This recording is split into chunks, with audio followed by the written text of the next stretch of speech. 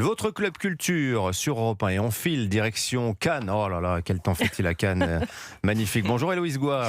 Bonjour Dimitri, bonjour Anissa, bonjour à tous. Il fait très beau comme depuis mon arrivée. Mais je vous plains parce que vous en êtes réduite à aller vous engouffrer dans des salles obscures pour le festival Cannes Série alors qu'il fait un temps magnifique. Bon, j'imagine Héloïse que vous avez vu beaucoup de séries qui vont bientôt arriver sur nos écrans. Vos premiers coups de cœur, dites-nous tout. Eh bien cette année encore, Cannes Série a commencé très fort pour son ouverture avec Halfman, une série brutale, suffocante et captivante sur la masculinité toxique entre deux frères. J'ai rencontré son créateur, Richard Gad, qui est aussi à l'origine de la série Mon Petit Reine, et je lui ai demandé pourquoi il choisissait encore une fois de mettre ses spectateurs à l'épreuve. Je ne me fixe jamais comme objectif de choquer. En réalité, c'est une série sur la violence masculine, sur quelqu'un qui en est l'incarnation, la rage à l'état pur. Et pour raconter cette violence avec justesse, je pense qu'il faut aller dans les extrêmes. Je peux vous garantir que cette série ne vous laissera pas indemne. Allez voir, le premier épisode de Halfman est déjà disponible sur HBO Max et l'application Canal+. Donc c'est semi-homme, hein, la traduction. Oui, on peut dire ça. Bon, et vous avez aussi aimé des séries françaises également.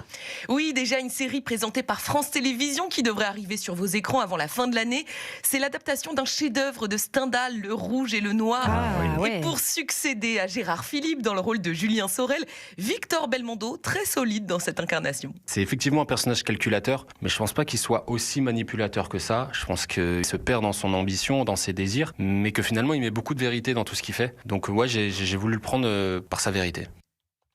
Excellent acteur, hein, Victor Belmondo. Excellent acteur. Vous voulez un dernier coup de cœur pour la route? Volontiers. Alors, une valeur sûre, mais toujours aussi impressionnante. Paris Police 1910, c'est la 3e saison.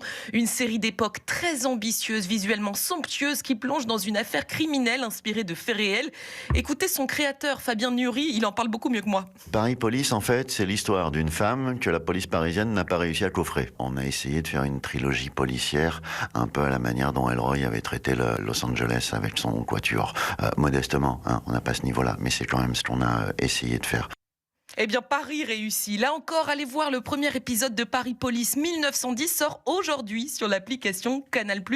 Bon, évidemment, Dimitri, il y a encore des dizaines de séries à découvrir ici à Cannes, avec un palmarès très attendu demain soir pour la clôture du festival. Eh ben, on n'a pas fini de regarder les séries. Ça, c'est vrai. Fabien Nury, donc c'est le scénariste de Paris Police. C'est l'auteur de Il était une fois en France. Je ne sais pas si vous l'avez lu. Formidable BD sur la collaboration, magnifique. C'est un grand monsieur du cinéma et de la série française, Fabien Nury. Je confirme. Vous avez bien de la chance d'être à Cannes. On vous embrasse. Bon courage, Héloïse. Bon courage. Merci, bonne journée.